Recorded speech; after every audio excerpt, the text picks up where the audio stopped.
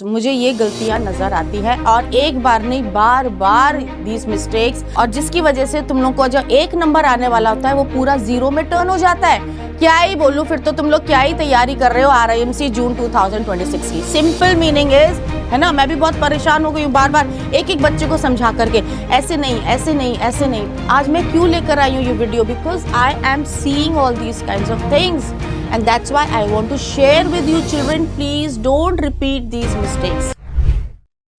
See children, पहले तो जय हिंद सबको।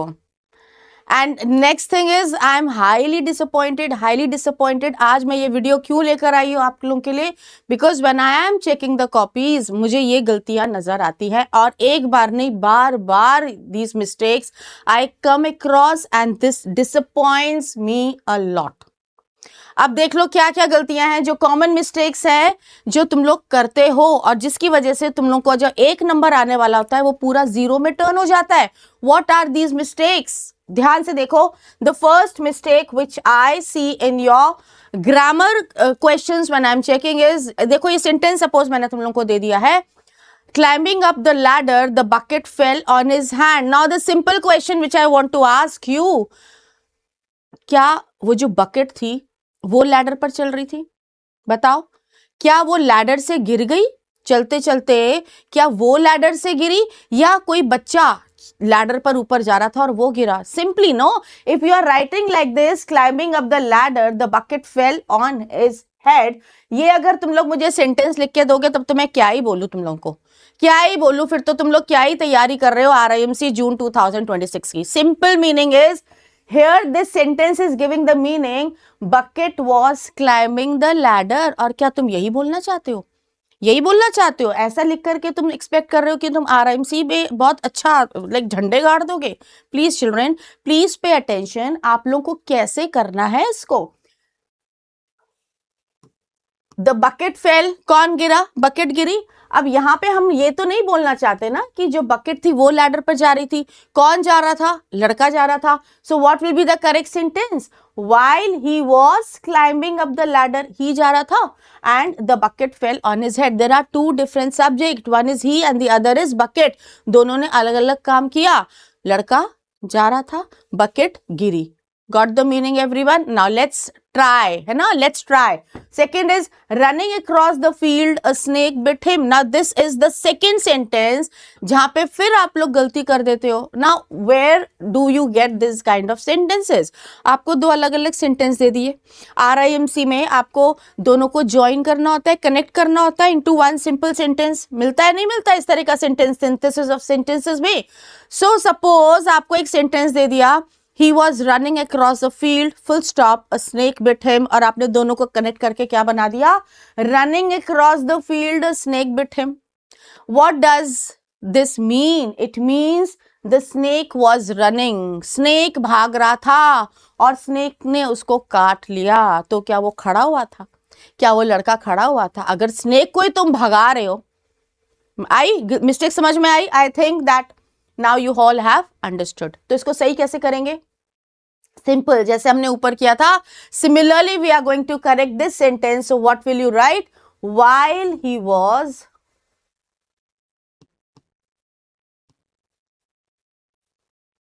running across the field, ये दूसरी एरर है जहां पे बीच में कहीं भी कैपिटल लगा रहे, तो this is the next mistake, common mistake. While he was running across the field, comma, a snake bit him. Point clear? चलो नेक्स्ट देख लो। नेक्स्ट एरर कहाँ गलती हो जाती है? Being a rainy day, I stayed at home. Now you all must have understood the meaning. Sentence हमको अलग अलग दे दिया। It was a rainy day, full stop.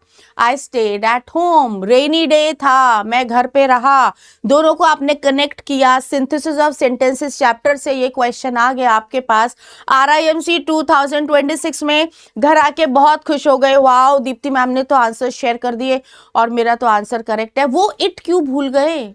वो इट क्यों भूल गए? आप नहीं बरस रहे थे, आप नहीं रेनी डे थे। यहां पे जो मीनिंग आ रहा है वो क्या आ रहा है? मैं घर पे रहा और मैं ही रेनी डे था। Does it make sense? पीठ थपथपा लो बच्चों अपनी अगर तुम लोगों को लगता है कि यस इट मेक सेंस। क्या आप बारिश के दिन थे? आज मैं क्यों लेकर आई हूँ ये video? Because I am seeing all these kinds of things and that's why I want to share with you children, please don't repeat these mistakes. So what will be the correct sentence देंगे? This day को हम it लगा सकते हैं ना, day के लिए हम इट लगा सकते हैं. वेदर से रिलेटेड जो भी सेंटेंस है उसको हम इट से शुरू करेंगे. It was a fine day, it was a lovely day. Okay, so how will we make it? It से हम शुरू कर लेंगे. So what will be the correct sentence? It being a rainy day comma I stayed at home. Now hope you are getting. अब तो तुम लोग भी बोल रहे होगे यस मैम, यस मैम. ठीक है, चलो नेक्स्ट देखो. Being very hot. Now this brings a smile on your face. Yes, being very hot, the ice cream melted quickly. अब hot कौन था? Hot कौन था सोचो? The ice cream melted. Ice cream तो hot नहीं थी. Here, what is the meaning which is coming out? कि ice cream hot थी. Yes. So what is the correct one? मौसम थोड़ा हॉट था. और अभी मैंने तुम्हें क्या बोला? मौसम से रिलेटेड सेंटेंसेस आप कहां से शुरू करोगे? इट से शुरू करोगे. तो बच्चों, मेरे प्यारे प्यारे बच्चों, इसको सही करने के लिए कर दो it being a very sorry, it being very hot, क्योंकि डे नहीं आ रहा है, हम अ नहीं लगा सकते ना. So you will say it being very hot comma the ice cream melted quickly. Next देख लो एक और एरर का क्वेश्चन, एक और क्वेश्चन देख लो एरर का, और खुद मुझे एक आंसर दो, खुद मुझे आंसर दो कि yes ma'am, now we have understood fully. हमको समझ में आ गया हम कहाँ मिस्टेक कर रहे हैं, कहाँ हमारा वो एक नंबर जो है वो कट रहा है. After finishing the report the computer was turned of. Computer को बंद कर दिया गया. और काम किसने खत्म किया? रिपोर्ट किसने फिनिश की? Which meaning will you take out from this sentence? Computer को बंद कर दिया गया और जो रिपोर्ट फिनिश की वो किसने शुरू खत्म की? बता दो, अब खुद ही बता दो मेरे को. तो I don't need to say anything. Now you all have understood. Computer को टर्न ऑफ कर दिया गया, बट रिपोर्ट जो फिनिश की वो कंप्यूटर ने नहीं की, किसी और ने की. Some other person is the subject in this part. The computer didn't finish the report, the person did. अब इसको अगर हमें सही करना हुआ, एक नंबर का क्वेश्चन आ गया आपके RIMC में, फाइंड द एरर, या किस तरह से वो लिख सकते हैं, दे में से रीराइट द करेक्ट सेंटेंस. ऐसे भी तो आता है ना, रीराइट द करेक्ट सेंटेंस. आपको पूरा सेंटेंस दोबारा लिखना पड़ेगा. सो how will you make it?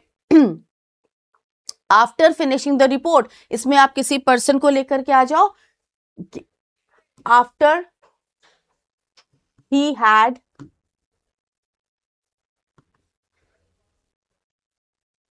finished the report, comma, now you can add this part, the computer was turned off. Clear हो गया? क्लियर हो गया. नेक्स्ट क्या हो जाएगा? Working in the garden a thorn pricked her finger. फिर वही बात हो गई. काम कौन कर रहा था? देखो बार बार एक ही तरह की मिस्टेक्स हो रही है, बार बार इसी तरह के सेंटेंस में क्यों लेके आ रही हूं, क्यों लेकर आ रही हूं? Because I don't want to see these kinds of mistakes being repeated. है ना, मैं भी बहुत परेशान हो गई हूं बार बार एक एक बच्चे को समझा करके, ऐसे नहीं, ऐसे नहीं, ऐसे नहीं. Better is I have brought this here, समझ लो एंड प्लीज डोंट रिपीट. ठीक है, अब तो भाई बहुत अच्छे बच्चे हो तुम लोग, बहुत समझदार बच्चे हो, है ना, समझ में आ गया तुम लोगों को, ऐसी गलती दोबारा नहीं करनी है. तो यहाँ पे क्या हो गया? थॉर्न ने उसकी उंगली में वो चुभा. And who was working in the garden? The thorn was not working, someone else was working. The thorn wasn't working in the garden. तो आप कोई पर्सन को बोल दो कि हाँ कोई और पर्सन काम कर रहा था. तो यहाँ पे आप कैसे बना सकते हो? while working in the garden, while he was working in the garden, ऐसे कर दो. W को स्मॉल करना मत भूलना, नहीं तो फिर नंबर कटेगा आधा. So while he was working in the garden, comma, a thorn pricked her. अब ये आपका हो गया सेंटेंस पूरा करेक्ट.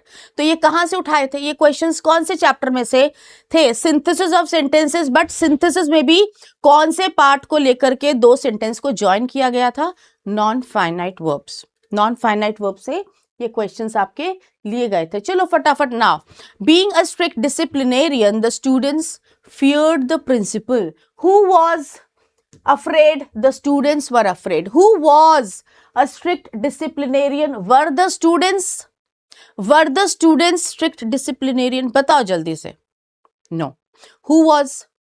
The principal was. तो फिर इसको सही कैसे करेंगे? The students aren't the disciplinarian, the principal is. कैसे सही करेंगे? इसको यहां पे हम लगा देंगे the principal being a strict disciplinarian, comma, the students feared। अब क्या होगा? will not repeat the noun और यहां पर हम उसके लिए लगा देंगे pronoun और ये आ जाएगा him। अभी देखो 7 क्वेश्चंस हो गए related to non finite verbs. हो गए कि नहीं हो गया? Can I expect that my children will bring 7 on 7 out of these, 7 on 7 in these questions? क्या मैं एक्सपेक्ट कर सकती हूँ कि अगर इस तरह का कोई सिंथेसिस ऑफ सेंट, और देखो आएगा तो सही, वो जो 8वां क्वेश्चन होता है ना, सेक्शन सी जो शुरू होता है 8वें क्वेश्चन से, do as directed, in that you will find these synthesis of sentences, और उसमें आपको ये ऐसा मिलेगा। ठीक, चलो नेक्स्ट आ जाता है हमारा एरर। कहां से आ जाता है? High speed 5G internet including its various applications in AI are becoming accessible in rural India. कौन सा टॉपिक से आया ये? चलो अब दिमाग मत ज्यादा दौड़ाओ, ये आया है तुम्हारा SVA से, subject verb agreement. High speed 5G internet, point क्या है? पॉइंट ये भैया, ढूंढ लो सब्जेक्ट, सब्जेक्ट ढूंढ लो, उसके हिसाब से वर्ब लगा दो, दोनों को अग्री करवा दो। आपका जो एरर वाला क्वेश्चन है फिर आपको 1 on 1 मिल जाएगा। 1 नंबर का क्वेश्चन है, पूरा आपको मिल सकता है। Simple thing is find the error based on SVA। Subjects को वर्ब से अग्री करवा दो या वर्ब को सब्जेक्ट से आपको अग्री करवाना है तो वो काम कर लो and your task is done. Here what is the subject? High speed 5G internet including its various applications in AI। ये वाला जो पार्ट है इसके हिसाब से आपका वर्ब अग्री नहीं होगा। एप्लीकेशंस आपका प्लूरल हो गया, इंटरनेट आपका सिंगुलर हो जाता है, विद आपका प्रेपोजिशन हो जाता है, या इंक्लूडिंग आपका प्रेपोजिशन हो गया, तो फिर वेरियस एप्लीकेशंस आपका ऑब्जेक्ट बन जाता है। ऑब्जेक्ट के हिसाब से आपका वर्ब अग्री नहीं होगा, आपका वर्ब अग्री होगा सब्जेक्ट के हिसाब से। Internet is singular, so what will come here? Is will come here. Singular subject अपने साथ लेता है सिंगुलर वर्ब। यस, कॉन्फिडेंस थोड़ा सा डेवलप होने लगा है कि हाँ अब हमारा थोड़ा दिमाग भी चल रहा है। Next is neither the local residents nor the municipal officer are happy with the current traffic situation. देखने में तो लगेगा इससे सही तो है, इसमें क्या गलती है? रेजिडेंट्स बहुत सारे हो गए, म्यूनिसिपल ऑफिसर भी हो गया, तो बहुत सारे लोग तो आ ही रहे, सो इट मेक्स सेंस कि भाई आर आ गया, प्लूरल आ गया। बट नहीं, क्या हो गया? रूल को आप देखो, नीदर नॉर का जो रूल होता है दैट सेज जो वर्ब है वो अग्री करेगा अपने नियरेस्ट सब्जेक्ट से। And what is that rule called? That rule is called rule of proxy. That rule is called rule of proximity. Proximity मतलब नियरनेस। सबसे पास वाला जो सब्जेक्ट होगा आपका वर्ब उसी से अग्री करेगा, आपका वर्ब उसी से अग्री करेगा। किससे अग्री करेगा? सबसे पास वाले सब्जेक्ट से। Here we have residence, residents आपके हो गए प्लूरल, हुआ कि नहीं हुआ? And here we have the municipal officer, officer का अगर हम नंबर देखते हैं that is singular. Now what is rule of proximity? हमारा जो वर्ब है it will agree with the nearest subject and the nearest subject is singular, so the verb has to be singular. अब तो मुझे पता है आंसर मिल गया सबको, इज सब लोग बोल रहे हैं इज आ जाएगा, है ना? तो यहाँ पे क्या आ जाएगा? इज आ जाएगा। Next one, a large number of. अब क्या करना है आपको बच्चे? कॉपी लेके बैठो, कॉपी लेके बैठो। एरर वाले क्वेश्चंस हो गए या इस तरह के क्वेश्चंस हो गए जो आपको यूट्यूब पे मिलेंगे, सारे एक जगह कंपाइल करके रख लो, ताकि जब एग्जाम होगा और एग्जाम से पहले जब आप करने बैठोगे ना एरर के क्वेश्चंस, फटाफट फटाफट फटाफट यू विल गो थ्रू। अच्छा, this is the rule, this is the concept, this is the sentence, and you will be able to revise, isn't it? क्योंकि हमें बहुत सारा करना है कम टाइम में। Next is a large number of Indian students is applying for scholars global scholarships this year. You know this very well. Current affairs से related ये दोनों क्वेश्चंस आ गए, ठीक है। अगर सेंटेंस की शुरुआत हमारी द नंबर से होती है, सो द नंबर हमेशा कैसा लेगा अपने साथ? सिंगुलर वर्ब लेगा। It will take a singular verb, okay. But अगर अ नंबर आ जाता है, अगर अ नंबर आ जाता है it will take a plural verb. अब तो आंसर आ गया। अब तो आंसर आ गया। बस कमी कहाँ थी? रूल को जानने की कमी थी, इजंट इट? अगर रूल आपको बता दिया जाए, आपको अप्लाई करना आ जाएगा, तो बच्चे वो रूल कौन जानेगा? कौन जानेगा? कौन पढ़ाई करेगा? कौन बुक्स को देखेगा? कौन रिवाइज करेगा? कौन नोट्स बनाएगा? How many days are left? आज मुझे तुम लोग कमेंट करके बताने वाले हो कि आज हो गई 4th ऑफ February। आज से लेकर के एग्जाम तक कितने दिन बचे हैं? आज मुझे आप लोग कमेंट करके बताओगे, ठीक है? A large number of Indian students, large number कैसा हो गया? This is plural. If this is plural तो वर्ब कैसी आएगी? It will be plural, so in place of is what will come? Are will come. हो गया? Now the next one is the CEO and founder of the new, question पढ़ो ध्यान से and try to give me the answer also. The CEO and founder of the new space startup are giving a speech on TV right now. कितने लोग हो गए हैं? आप बोलोगे मैम CEO भी आ गया, फाउंडर भी आ गया, 2 लोग हो गए, तो हमारा वर्ब तो आर आ गया, हम तो नो एरर लिख करके आ जाएंगे। फिर बड़ी गलती कर रहे हो, फिर गलती कर दोगे। क्या गलती करोगे? है ना, क्या गलती करोगे? द आ गया यहाँ पे, the CEO, this is 1 person and here the end founder. क्या फाउंडर से पहले आपको कोई आर्टिकल नजर आ रहा है? क्या फाउंडर के पहले आपको द नजर आ रहा है? क्या आपको कोई डिटर्मिनर नजर आ रहा है? नो। अगर 2 अलग अलग हैं तब दोनों के आगे द या कोई डिटर्मिनर लगना चाहिए। नोट कर लो, फाउंडर से पहले कोई डिटर्मिनर नहीं है, that means he is 1 person. CEO और फाउंडर एक ही पर्सन है, वो CEO भी है, वो फाउंडर भी है, but how many persons are there? 1। तो फिर क्या लगा देंगे? The CEO and founder of the new space startup is giving a speech on television right now. Done. Next one, everyone of the new electric buses have a charging port for passengers. everyone कैसा होता है? Singular होता है ना। everyone is, कभी everyone are तो नहीं बोलते हैं। बट तुम बोलोगे कि मैम बसेस तो आ गया, बसेस तो प्लूरल हो गया। Of course I agree with you, बिल्कुल 100% तुम लोग सही बोल रहे हो कि जो बसेस हैं वो प्लूरल हैं, और प्लूरल के हिसाब से आपका वर्ब भी प्लूरल आना चाहिए, है ना? यही बात है ना? तो क्या मैं इसको नो एरर कर दूं? फिर गलती कर रहे हो। गलती क्या कर रहे हो? You are ignoring this word of. What is the part of speech of of? Of की अगर पार्ट ऑफ स्पीच देखते हैं, it is what? It is a preposition, है कि नहीं है? और प्रेपोजिशन के बाद हमेशा क्या आता है? प्रेपोजिशन के बाद जो भी आएगा, हमने ऑफ से क्वेश्चन पूछा भाई, हमने ऑफ से क्वेश्चन पूछा, ऑफ व्हाट? Of what? तो आंसर क्या मिला? Buses, electric buses. और व्हाट का जो भी आंसर देता है वो कौन होता है? नाउन या प्रोनाउन। इसको हम बोल सकते हैं ऑब्जेक्ट, बोल सकते हैं ऑब्जेक्ट। सो बसेस क्या हो गई? प्लूरल तो है, बट अगेन बसेस हो जाती हैं ऑब्जेक्ट। प्रेपोजिशन के बाद हमेशा क्यों बोला जाता है ऑब्जेक्ट आता है? क्योंकि जब भी हमने प्रेपोजिशन से क्वेश्चन पूछा व्हाट, हमें आंसर मिला। And if you get the answer, तो ऑब्वियस सी बात है ऑफ के बाद क्या आया? ऑब्जेक्ट। प्रेपोजिशन के बाद क्या आया? ऑब्जेक्ट आया। वर्ब किससे अग्री करेगा? सब्जेक्ट से अग्री करेगा। Where is the subject? Singular, everyone. तो एवरीवन के साथ यहाँ पे क्या आना चाहिए? हैज आना चाहिए। इस तरीके से थोड़ा सा दिमाग को दौड़ाओ, दिमाग को दौड़ाओ। आपको जो पेपर मिलेगा RIMC का, that will be of 2 hours, है ना? 2 hours का पेपर होगा, and in 2 hours you have to complete the whole paper.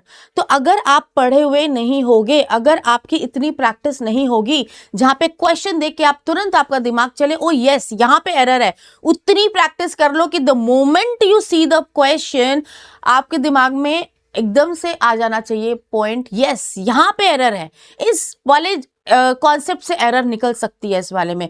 Otherwise तो तुम क्या करोगे? क्वेश्चन को बार बार रीड करोगे, अरे ये भी सही लग रहा है, तो तुक्का नहीं लगाना है ना? हमें वहां पे एग्जामिनेशन हॉल में तुक्का नहीं लगाना है। We have to be very serious because exam is very close.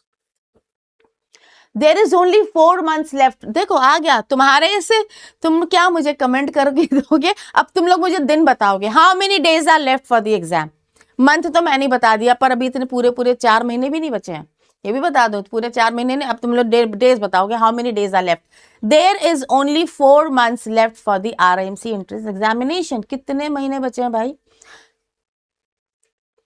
कितने दिन बचे हैं, that you are going to tell me. अब देयर के बाद क्या रूल होता है, अगर सेंटेंस हमारा देयर से शुरू हो जाता है तो वर्ब किससे अग्री करेगा, उसके बाद जो सब्जेक्ट आएगा। If it is singular then singular, if it is plural then plural verb. अभी यहाँ पे क्या हो गया, 4 months, 4 months, so here what will come, R will come। ठीक। Next one is bread and jam are still the most common breakfast for kids rushing to school. अब यहाँ पे ब्रेड और जैम मिलकर के आइडिया बन रहा है, एक यूनिट बन रही है, दोनों ने मिलकर बना दिया ब्रेकफास्ट। अगर हम अलग अलग की बात करेंगे तो हम प्लूरल ले लें, बट दोनों मिलकर के जब एक ब्रेकफास्ट बना रहे हैं, so they are, it will be considered singular and here what will come is. ठीक है, I really hope that you have understood these errors, and I really expect that I should not get to see such errors anymore. Goodbye.